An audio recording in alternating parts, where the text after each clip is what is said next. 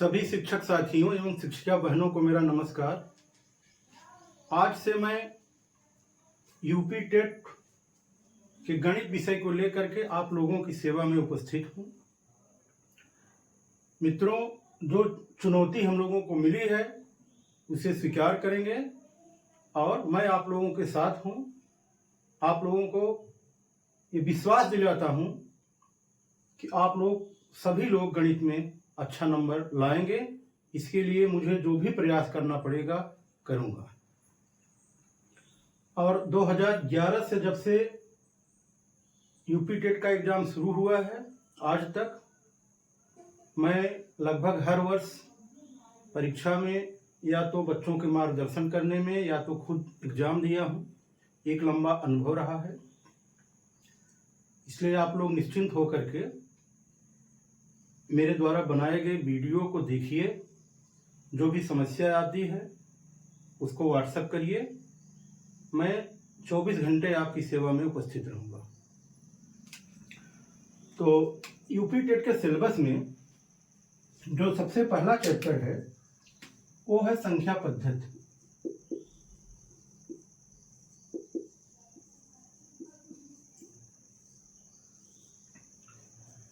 संख्या पद्धति से काफ़ी क्वेश्चन पूछे जाते हैं। एक साल वर्ष 2017 में ऐसा हुआ कि लगभग 1/3 क्वेश्चन नंबर सिस्टम से ही आ गई थी। कि मेरे पास अंसाल पेपर है यहीं कहीं।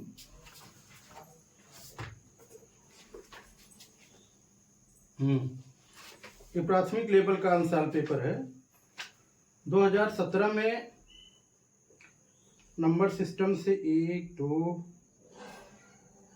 3 4 5 6 7 8 9 10 क्वेश्चन है। तो 30 में से 10 क्वेश्चन नंबर सिस्टम से 2017 में पूछा गया है। तो इसको हमको बहुत विधिवत पढ़ना है और बहुत ही आसान चैप्टर होता है, सब अंकों से रिलेटेड है।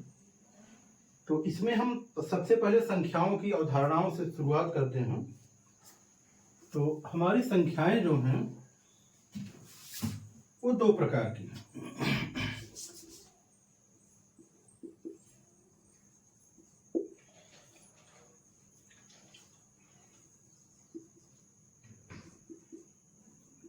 वास्तविक संख्याएं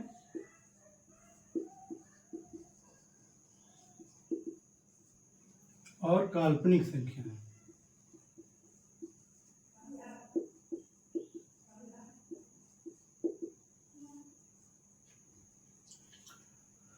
अब वास्तविक संख्याएं 2 प्रकार की होती हैं।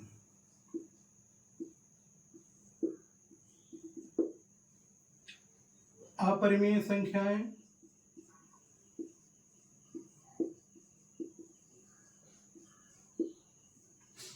और परिमेय संख्याएं।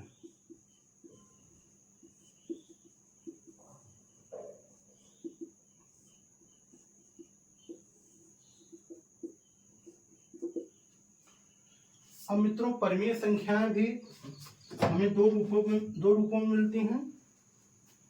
एक तो पूर्णांक रूप में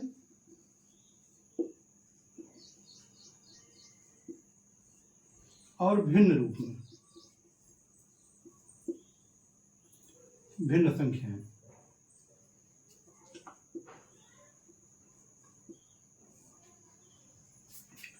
अब पूर्णांक संख्याएं भी हमको 2 रूपों में मिलती हैं। एक ऋणात्मक पूर्णांक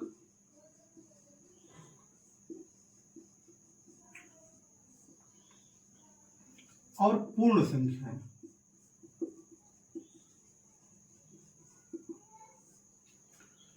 पूर्णांक को अगर हम अलग से यहां लिखें तो देखिए, पूर्णांक में 3 प्रकार के पूर्णांक होते हैं। ऋणात्मक पूर्णांक,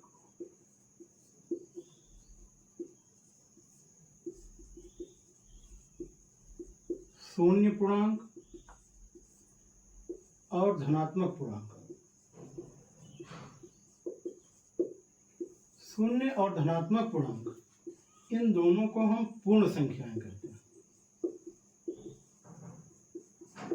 दोनों को अगर एक साथ ले लिया जाए तो क्या हो गया, हमारा पूर्ण संख्याएं हो गया।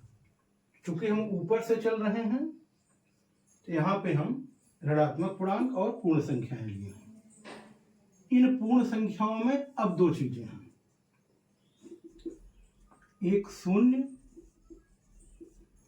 और धनात्मक पूर्णांक।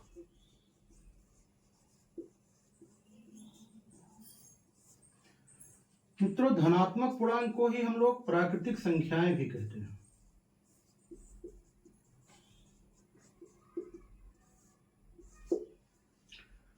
अब इन प्राकृतिक संख्याओं में तीन प्रकार की संख्याएं हैं। एक तो अभाज्य संख्याएं हैं,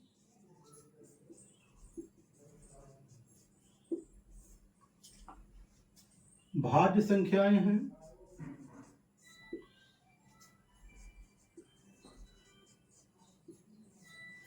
और एक है।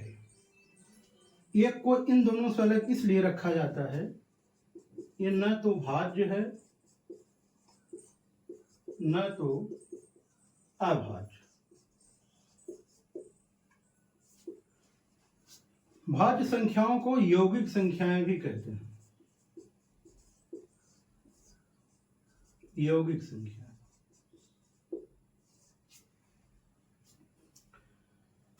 तो मित्रों इतनी प्रकार की संख्याएं ये हमको पढ़ना है।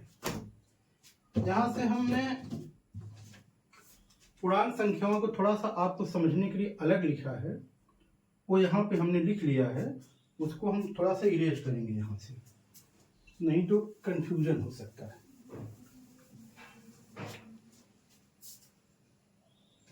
ये हमें इतनी प्रकार की संख्याएं पढ़नी है। वास्तविक संख्याएं, काल्पनिक संख्याएं। काल्पनिक संख्याओं को हमें नहीं पढ़ना है, इनको सम्मिश्र संख्या भी कहते हैं। इनको a+ib के फॉर्म में लिखा जाता है। जैसे ये ऐसी संख्याएं होती हैं जैसे रूट में -1 आ गया, इसका हम वर्गमूल नहीं निकाल सकते। तो ऐसी ही संख्याओं को, जैसे रूट में हमें -25 मिल गया तो 25 का तो वर्गमूल हम निकाल लेते हैं, -25 का नहीं निकलता। तो ऐसी संख्याओं को हम काल्पनिक संख्याएं कहते हैं। इनको a+ib के रूप में लिखा जाता है, जहां इसको √-1 को i मान लिया जाता है। ये नहीं आता है हमारे एग्जाम में, यहां से हमको पढ़ना है। ये वास्तविक संख्याएं हैं। वास्तविक संख्या मित्रों वे होती हैं जिनका हमें वर्ग करने पर सदैव एक धनात्मक मान मिले। ऐसी संख्याएं जिनका हम वर्ग करें तो हमें एक धनात्मक मान मिले, वे वास्तविक संख्याएं होती हैं। जैसे अभी ये है, इसका हम वर्ग करेंगे तो -25 मिलेगा, ये वास्तविक संख्या नहीं है। अब वास्तविक संख्याएं दो प्रकार की हैं, अपरिमेय संख्याएं, परिमेय संख्याएं। ऐसी संख्याएं जिन्हें हम p/q के रूप में लिख सकते हैं, जहां p और q क्या है, पूर्णांक होते हैं, और q ≠ 0 होता है। ऐसी संख्याएं जिन्हें हम p/q के रूप में लिखें और pq पूर्णांक हो, q ≠ 0। अभी हम मात्र इसकी डिफिनीशन देख रहे हैं, इसको बहुत डिटेल में हम आगे पढ़ेंगे। अपरिमेय संख्याएं जो परिमेय नहीं है मित्रों, वही अपरिमेय होती है। इनमें बहुत फेमस अपरिमेय संख्या पाई होती है,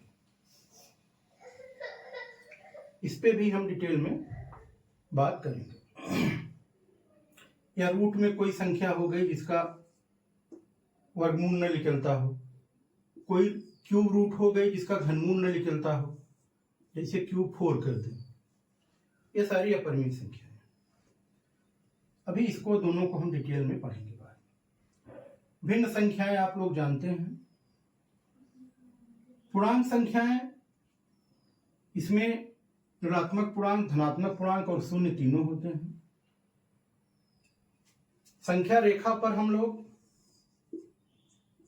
पूर्णांकों और वास्तविक संख्याओं को दोनों को प्रदर्शित करते हैं। यहां शून्य ले लेते हैं, शून्य के दाईं तरफ धनात्मक संख्याएं, इधर प्लस इन्फिनिटी तक, बाईं तरफ ऋणात्मक संख्याएं माइनस इन्फिनिटी तक। तो पूर्णांक में ये तीन हो गए, इधर धनात्मक पूर्णांक, इधर ऋणात्मक पूर्णांक और शून्य पूर्णांक। अब शून्य और धनात्मक को इतना अगर लिया जाए तो ये पूर्ण संख्याएं होती हैं। इसको जब हम अलग अलग करेंगे तो शून्य और धनात्मक पूर्णांक होगा। धनात्मक पूर्णांक मीन्स प्राकृतिक संख्याएं, ये शुरुआत एक से होती है, अनंत तक होती है। तो सबसे छोटी प्राकृतिक संख्या एक हो गई, सबसे बड़ी प्राकृतिक संख्या कोई नहीं। अब मित्रों, प्राकृतिक संख्याओं में हमको तीन प्रकार की संख्याएं पढ़नी है। पहली है अभाज्य संख्याएं, दूसरी है भाज्य संख्याएं और तीसरी है एक। अब थोड़ा सा हम भाज्य और अभाज्य के कॉन्सेप्ट को समझेंगे, एक को समझेंगे, ये क्यों न तो भाज्य है और न ही अभाज्य है।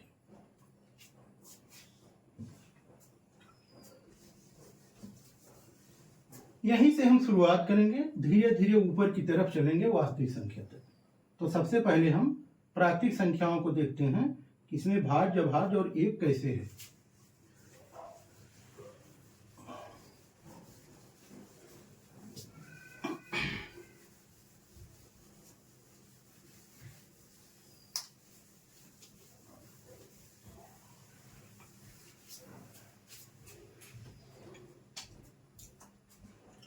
हम पढ़ रहे हैं प्राकृतिक संख्याएं।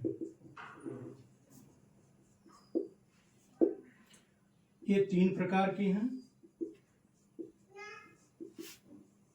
अभाज्य, भाज्य और एक। ये नाइदर प्राइम नॉर कंपोजिट कहा जाता है, न तो भाज्य न तो अभाज्य।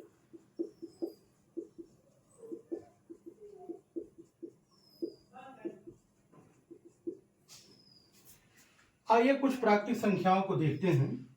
हम ले रहे हैं 1 2 3 4 5 6 7 8 9 10 11 12 13 तक ले लिया हमने। ये हैं प्राकृतिक संख्याएं।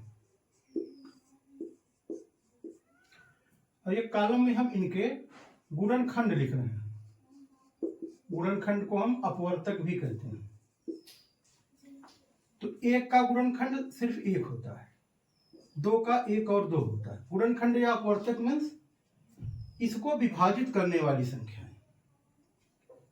3 का अपवर्तक 1 और 3 होता है। 4 का 1 2 4 हो जाएगा। 5 का 1 5 हो जाएगा।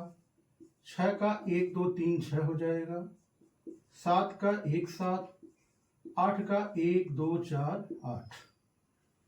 9 का 1 3 9। 1 2 5 10। 11 का 1 और 11। 12 का 1 2 3 4 6 12। 13 का 1 और 13।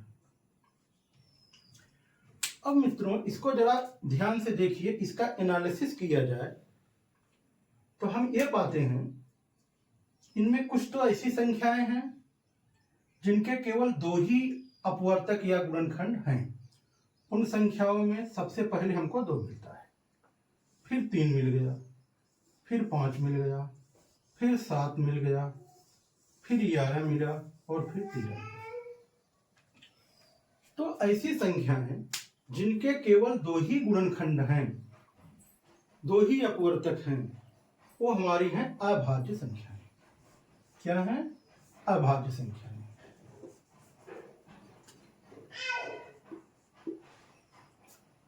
दूसरी टाइप की हमारी संख्या, अच्छा, उन 2 गुणनखंडों में एक पहला एक है, दूसरा स्वयं वही संख्या है। दूसरी टाइप की संख्या जो हमको मिल रही है उसमें आप ध्यान से देखिए, उनके मोर देन 2 फैक्टर हैं, 2 से अधिक गुणनखंड हैं। 2 से अधिक गुणनखंड देखिए, जैसे पहली संख्या हमको 4 मिल रही है, 6 मिल रहा है, 8 है, 9 है, 10 है, 12 है। ये सारी संख्याएं भाज्य संख्याएं। इनमें हमको क्या मिला? 4, 6, 8, 9, 10, 12, ये सारी संख्याएं भाज्य हो गई। अभाज्य में हमको 2 से मिलना शुरू हुआ, 2, 3, 5, 7, 11, 13, ये अभाज्य हो गई। अब मित्रों ध्यान से देखिए, ये बेचारा एक जो है, इसके पास न तो 2 गुणनखंड हैं और न ही 2 से अधिक हैं, तो दोनों में से किसी में भी ये सम्मिलित नहीं हो पाया। तो अब ये जो है न तो भाज्य है और न ही अभाज्य है। अब हम अभाज्य संख्याओं के बारे में कुछ और बातें करें अगर, तो सबसे छोटी अभाज्य संख्या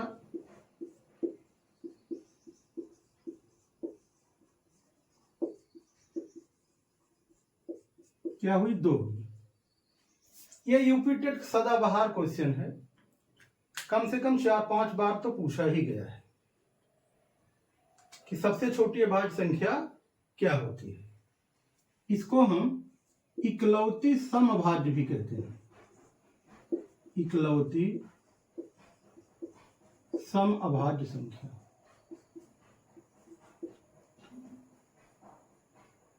सबसे छोटी समअभाज्य संख्या कई तरह से पूछा जाता है इसको, ये आप जानते रहिए। इसके बाद यहां से अभाज्य संख्याओं से हमको ये जानना है कि 1 से 100 तक कुल 25 अभाज्य संख्याएं, 1 से 100 तक कुल 25 अभाज्य संख्याएं।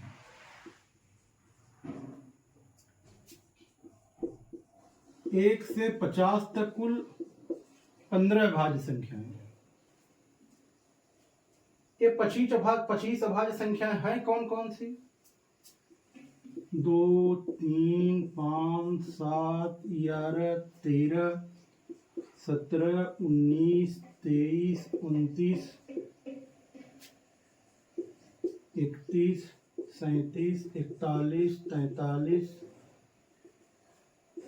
47, 53, 59, 61, 67, 71, 73, 79, 83, 89, 97। ये देखिए, 1, 2, 3, 4, 5, 6, 7, 8, 9, 10, 11, 12, 13, 14, 15, 16, 17, 18, 19, 20, 21, 22, 23, 24, 25। ये 1 से 100 तक की 25 अभाज्य संख्या है। अब यही पूछा जाए कि 1 से 50 तक 15 है, यहां तक 15 है, नीचे 10 होंगे, 1, 2, 3, 4, 5, 6, 7, 8, 9, 10। ये हो गई। यहां से यूपी टेट में ये क्वेश्चन ये पूछा जाता है मित्रों, 1 से 10 तक की अभाज्य संख्याओं का औसत क्या है? 1 से 100 तक की, या प्रथम, ऐसे नहीं, प्रथम 10 अभाज्य संख्याओं का ये क्वेश्चन पूछा गया। प्रथम 10, 1 से 100 तक बहुत बड़ा हो जाएगा, ये नहीं पूछा गया ना, पूछा जाएगा प्रथम 10 अभाज्य संख्याओं का औसत। ये कई परीक्षाओं में पूछा गया है, क्या होता है?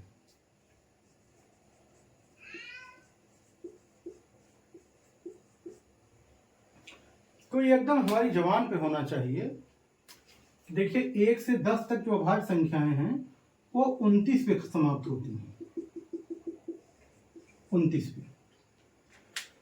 देखिए 1 2 3 4 5 6 7 8 9 10।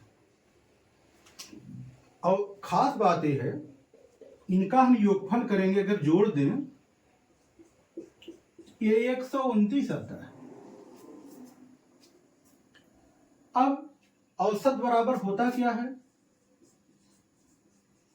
कुल राशियों का योग बटे कुल राशियों की संख्या। योग 129 है, संख्याएं 10 हैं, तो इसका आंसर होता है 12.9। ये हमको याद रहना चाहिए, एग्जाम में क्वेश्चन आ जाए तो लगाना न पड़े कि प्रथम 10 अभाज्य संख्याओं का औसत क्या होता है, 12.9 होता है। इसको ऐसे याद कर लीजिए कि 29 10 अभाज्य संख्याएं होती हैं, योगफल 129 होता है, 10 का भाग देंगे तो 129 में एक अंक पे दशमलव लग जाएगा। ये हमारी अभाज्य संख्याओं से संबंधित कुछ बातें रही। अभाज्य संख्याओं से संबंधित एक बहुत महत्वपूर्ण बात और बताते हैं आपको।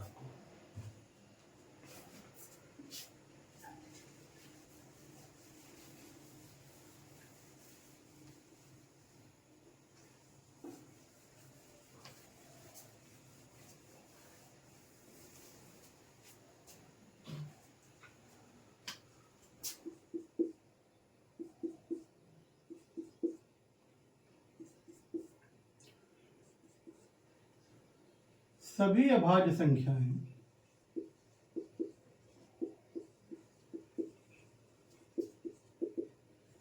(6n+-1) के रूप में होती है।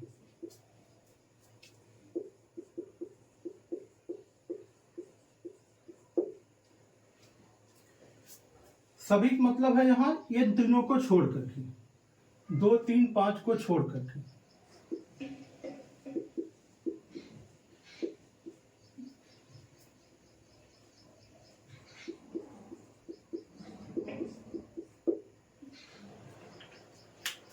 अब देखिए जैसे 7 है, इसमें भाग देंगे 6 से तो एक शेष बचेगा। इसको क्या लिख सकते हैं हम, 6 + 1। 11 है तो 6 × 2 -1। 13 है 6 × 2 + 1। 17 है 6 × 3 -1। 19 है 6 × 3 + 1। कोई बड़ी संख्या ले लीजिए आप। यहाँ देखिए 41 है 6 × 7 -1। 47 है 6 × 8 -1। 73 है 6 × 12 + 1। तो अभाज्य संख्याएं जो हैं वो 6 के गुणज के एक कम या एक ज्यादा होती है। ये भी बात हमको ध्यान में रखना होगा। ये जो है अभाज्य संख्याओं से संबंधित कुछ बातें रही, इसको आप नोट कर लीजिए।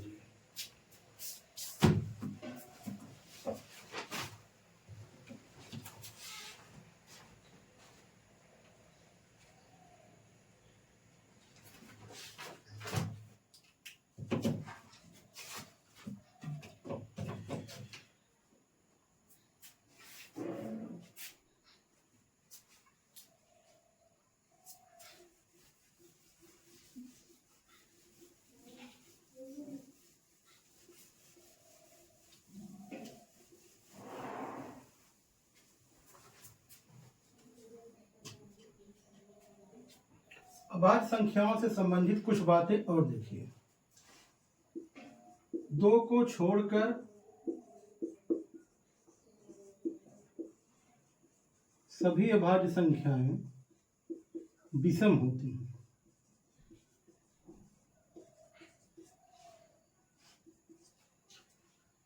ये सब हमें अभाज्य संख्याओं की पहचान करने में मदद करते हैं, ये सारे कॉन्सेप्ट। किसी अभाज्य संख्या के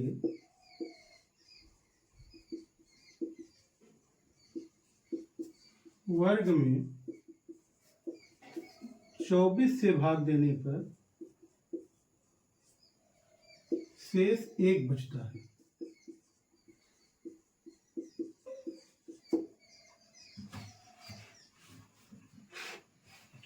जैसे ये क्वेश्चन आ जाए कि ये क्वेश्चन देखिए, 11 का वर्ग प्लस 13 का वर्ग प्लस 17 का वर्ग प्लस 19 का वर्ग प्लस 23 का वर्ग। अगर इसमें 24 से भाग दिया जाए तो शेष क्या होगा? में 24 से भाग देने पर शेष क्या प्राप्त होगा?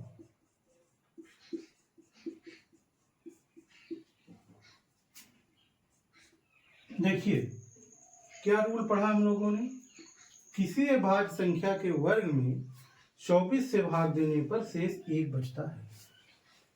एक यहां से मिलेगा, एक यहां से मिलेगा, एक यहां से, सब जगह से एक एक मिलेगा, तो शेष क्या बच जाएगा? 5 शेष बच जाएगा। इस क्वेश्चन को ऐसे लिखें। अब अभाज्य संख्याओं से संबंधित कुछ बातें और अगर पूछा जाए कि 2 अंक की सबसे बड़ी अभाज्य संख्या तो 97 होगी, 2 अंक की सबसे छोटी अभाज्य संख्या 11 होगी। इतना हम लोग जानते हैं, इसलिए इसको नोट नहीं कर रहे हैं। तो हम 3 अंक का लिख सकते हैं कि 3 अंकों की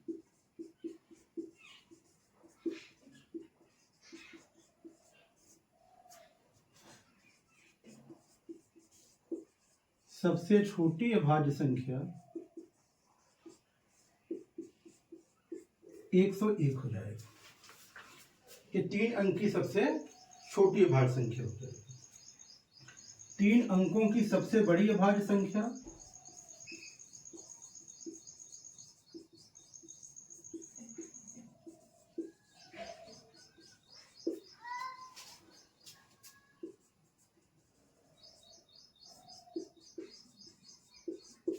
ये 997 हो जाएगा। तो मित्रों ये हमारी अभाज्य संख्याओं से संबंधित बातें रही। अब अगर ये पूछ दिया जाए कि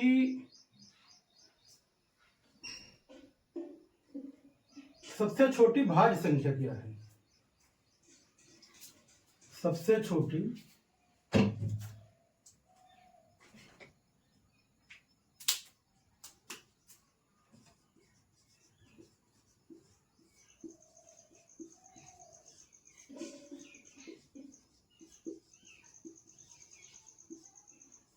तो सबसे छोटी भाज्य संख्या 4 होगी। 4 से छोटी कोई ऐसी संख्या नहीं है जिसके पास 2 से अधिक गुणनखंड हो। अब मित्रों अभाज्य संख्याओं से संबंधित एक कॉन्सेप्ट और एक क्वेश्चन और बचता है। अगर हमसे एग्जाम में ये पूछ दिया जाए कि निम्न में से कौन सी अभाज्य संख्या है और थोड़ा बड़ी संख्या हो जाए, उसको हम चेक करेंगे। कैसे चेक करेंगे देखिए,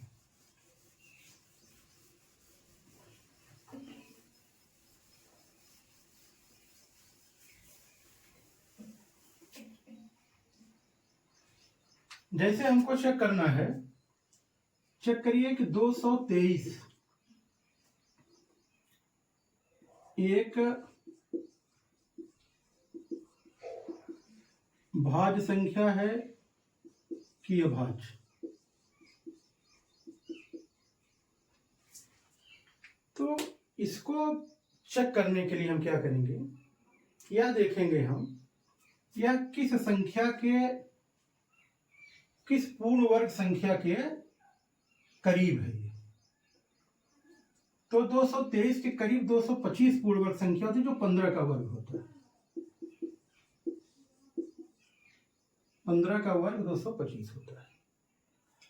अब हम 15 से छोटी अभाज्य संख्याओं से चेक करेंगे कि कट रही है कि नहीं कट रही है।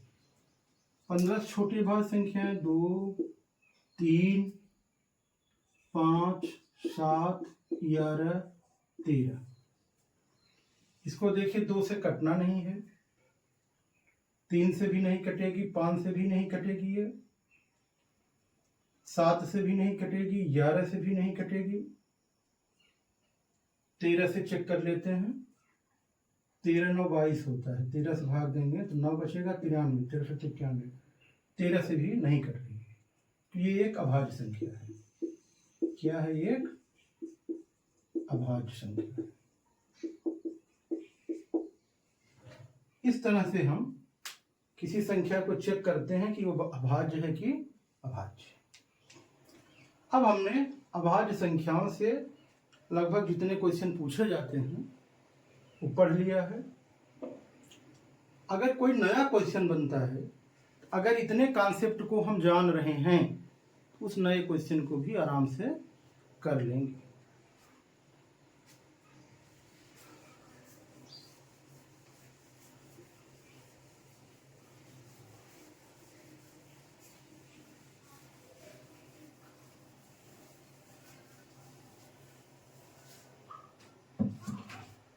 अब मित्रों, हम थोड़ा सा प्राकृतिक संख्याओं से कुछ क्वेश्चन पूछे जाते हैं।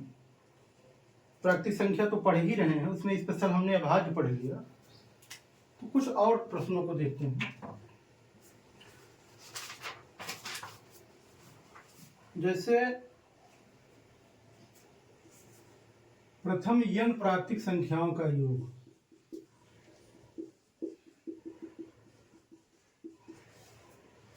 ये हमारा होता है n प्लस 1/2। जैसे हमको 1 से लेकर के 10 तक की प्राकृतिक संख्याओं का योगफल निकालना है।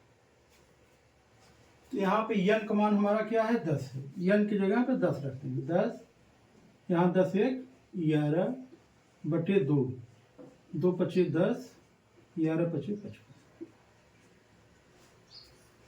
यह क्वेश्चन भी कई छोटी छोटी परीक्षाओं में पूछ लिया जाता है। प्रथम 10 प्राकृतिक संख्याओं का औसत क्या होगा? तो ये 55 है, 10 को भाग देंगे तो 5.5 हो जाएगा। प्रथम 10 प्राकृतिक संख्याओं का औसत 5.5 हो जाएगा। अभी औसत के चैप्टर में हम लोग और बढ़िया से पढ़ेंगे। प्रथम n प्राकृतिक संख्याओं के वर्गों का योगफल।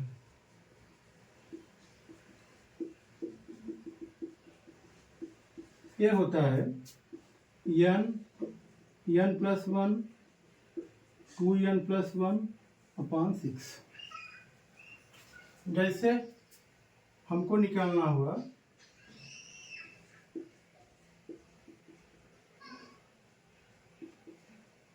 1 से 10 तक,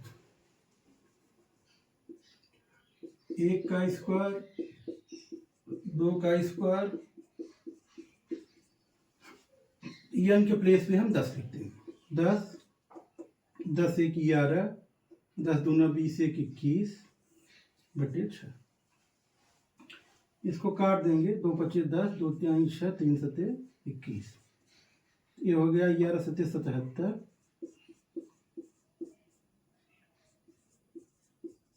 ये है क्या? 1 से 10 तक की प्राकृतिक संख्याओं के वर्गों का योगफल। देखिए हमने क्या लिखा यहाँ 10, 10 1 11, 10 दूना 20 1 21। फिर 6 का भाग देना है, तो 2 25 10, 2 3 6, फिर 3 7 21। तो 11 7 77 में 5 का पूरा करें, 5 7 35, 5 7 35 3 38। अब प्रथम n प्राकृतिक संख्याओं के घनों का योगफल।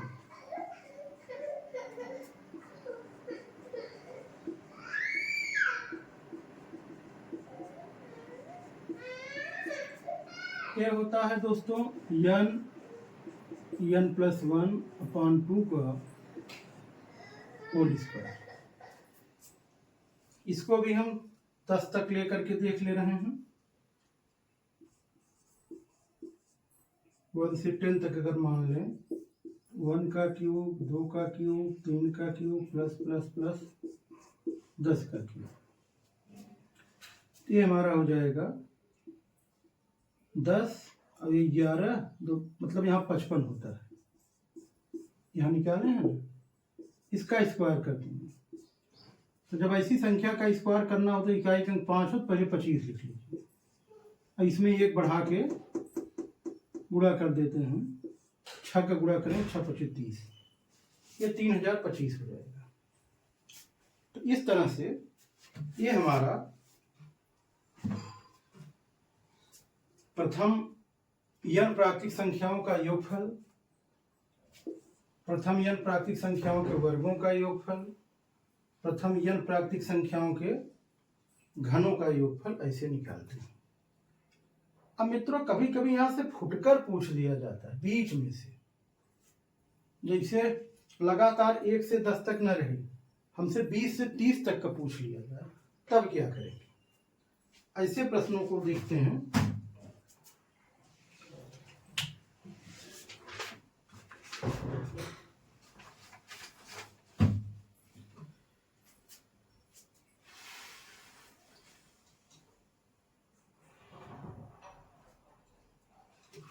तो इसके लिए हम क्या करेंगे, जैसे हमसे पूछ लिया जाए कि 20 से 30 तक की प्राकृतिक संख्याओं का योगफल क्या होगा, तो हम करेंगे क्या, 1 से 30 तक का योगफल निकालेंगे, उसमें से 1 से 19 तक का योगफल घटा देंगे। फार्मूला यही यूज करेंगे। अगर हमें 20 से 30 पूछा तो 1 से 30 तक निकाल लिए, इसमें से कितना घटा देंगे, 1 से 19 तक का योगफल। तो 1 से 30 तक का योगफल हमारा 30 गुणे 31/2 हो जाएगा, और 1 से 19 तक का 19 गुणे 20/2 हो जाएगा। n प्लस 1/2 होता है, ये हो जाएगा 15 गुणे 31, 15 के 15, 15 3 45, 1 46, यहाँ 2 दहा में 20, 190 आ गया। घटा देंगे, 5 में से 0 गए 5, 16 में से 9 गए 7, यहाँ बचा 3 में से गए तो इतना आ जाएगा। तो इस तरह से मित्रों अगर बीच में से पूछ दिया जाए, यही कॉन्सेप्ट हम इन दोनों फार्मूलों पर भी लागू करते हैं। अब थोड़ा सा हम लोग नोट कर लीजिए इसको।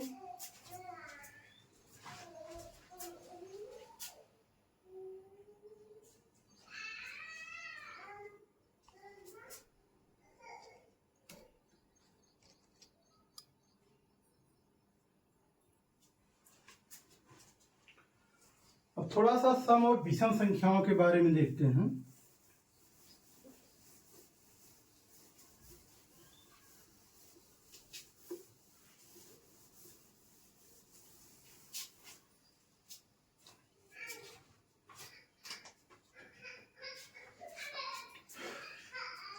देखिए सम संख्या हमारी क्या होती है, 2 4 6 8 10, ऐसी संख्याएं जो 2 से विभाजित होती हैं, या ये कह सकते हैं जिनका इकाई का अंक 0 2 4 6 8 हो, ऐसी संख्याएं हमारी सम संख्याएं कहलाती हैं। अब अगर प्रथम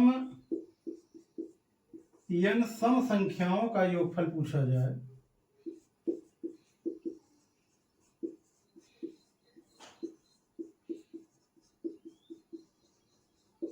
ये होता है n प्लस 1।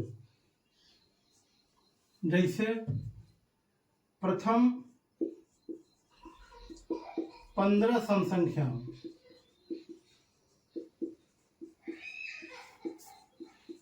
का योगफल पूछा जाए, ये क्या हो जाएगा, 15 गुणे 16/2, 2 8 16, 15 8 120।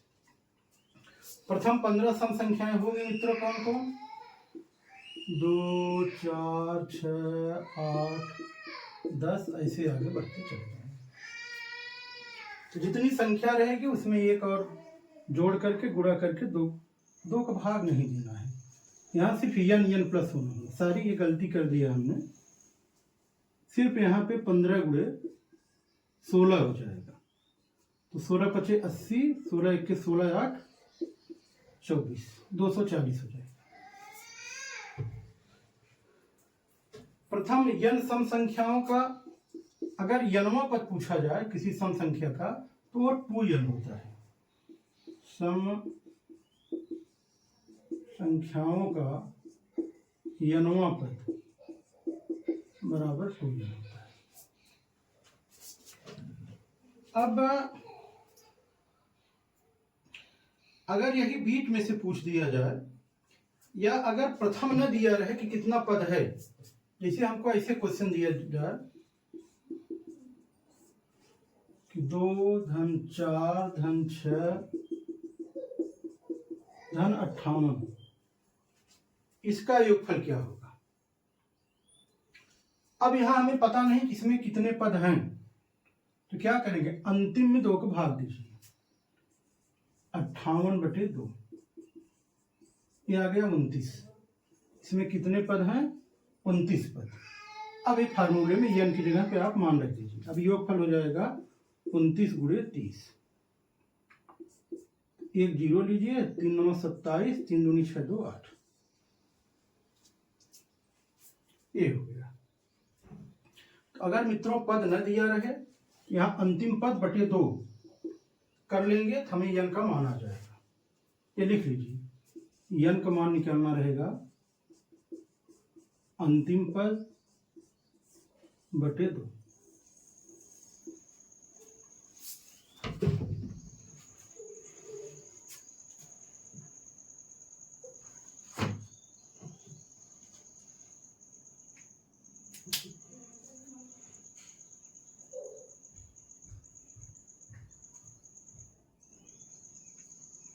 यहां से एक क्वेश्चन अगर ये पूछा जाए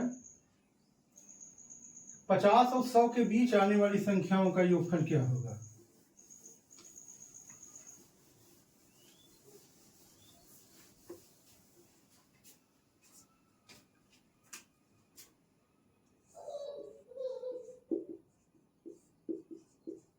पचास व 100 के बीच आने वाली सम संख्याओं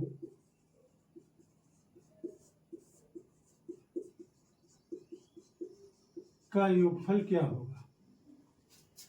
तो क्या होगी, 50 के बीच की सम संख्या 100 के बीच की, 50 और 100 के बीच की 52 + 54 + 56 + 98।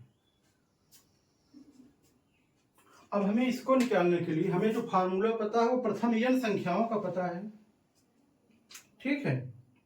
तो क्या करेंगे, पहले हम 2 से शुरू करें 98 तक निकालेंगे, 2 + 4 + 98, इसमें से घटा देंगे कहां तक, 2 से शुरू करके 50 तक,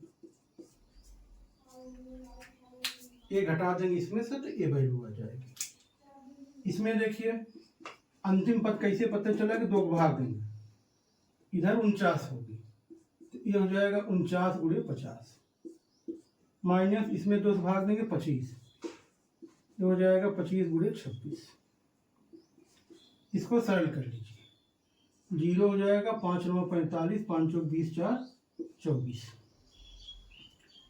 यहाँ पे 25 छक्के 150, हासिल लगा 15, 25 दूना 50, 10 60 5 65, ये हो जाएगा 650। 0 5 में से 5 गए 0, 14 में से 6 गए 8, 1 बचा, 1800 आ जाएगा। तो इस तरह से हमने ये देख लिया सम संख्याओं पर आधारित प्रश्न। अब थोड़ा विषम संख्या की बात करते हैं।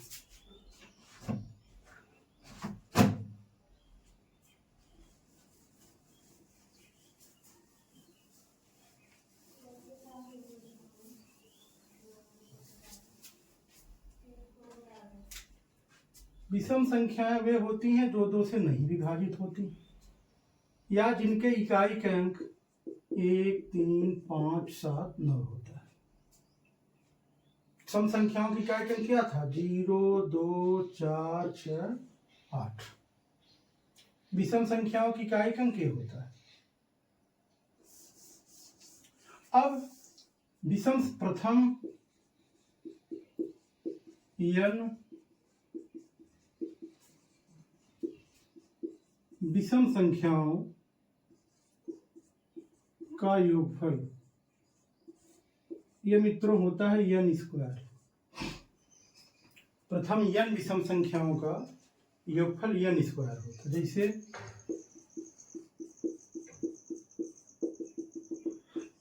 ये मान लीजिए n है,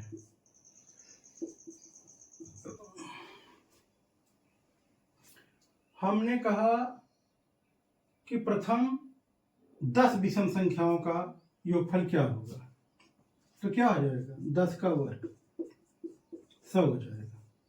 प्रथम 10 विषम संख्याएं होगी कौन? 1, 3, 5, 7, 9, 11, 13, 15, 17, 19। ये देखिए 1, 2, 3, 4, 5, 6, 7, 8, 9, 10। इसको आप जोड़ेंगे तो 100 आ जाएगा। जोड़ चेक कर लेते हैं। 3, 1, 4, 5, 4, 9, 7, 16, 9, 25, 1, 26, 3, 29, 5, 34, 34, 7, 41, 9, 50, 0 यहाँ से लगा 5, 5, 1, 6, 7, 8, 9, 10। इस तरह से। लेकिन अगर हमको यही चीज ऐसे दे दिया जाए 1 + 3 + 7 + 49, इसका योगफल पूछा जाए। अब हमको ये नहीं पता है कि यहाँ पे n का मान है कितना। कैसे हम पता करेंगे ये कितनी विषम संख्याएं हैं? यहाँ पे अंतिम पद +1, अंतिम पद +1/2, n बराबर, तो ये 49 + 1/2, ये 25 संख्याएं हैं। यहाँ हम 25 का वर्ग कर देंगे, इसका योगफल 625 हो जाएगा। तो इस तरह से ये हमारी रही विषम संख्याओं के वर्गों का योगफल। तो मित्रों, हमने आज अभाज्य संख्याएं, भाज्य संख्याएं, प्राकृतिक संख्याओं, n प्राकृतिक संख्याओं का योगफल, उनके वर्गों का योगफल, घन का योगफल, सम संख्याएं, विषम संख्याएं, इन सब पर आधारित प्रश्नों को देखा। अब हम लोग प्राकृतिक संख्याओं के से एक क्वेश्चन यहाँ बहुत बढ़िया पूछा जाता है, इकाई का अंक ज्ञात करना।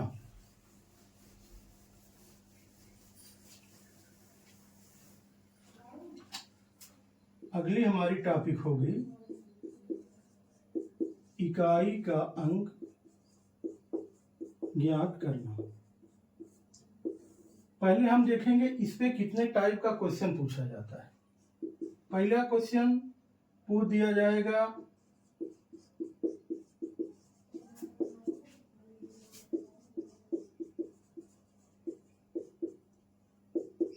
इसका इकाई अंक क्या होगा, योगफल के रूप में। दूसरा पूछ दिया जाएगा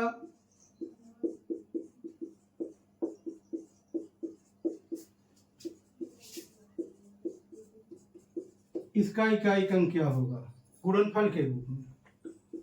तीसरा पूछा जाता है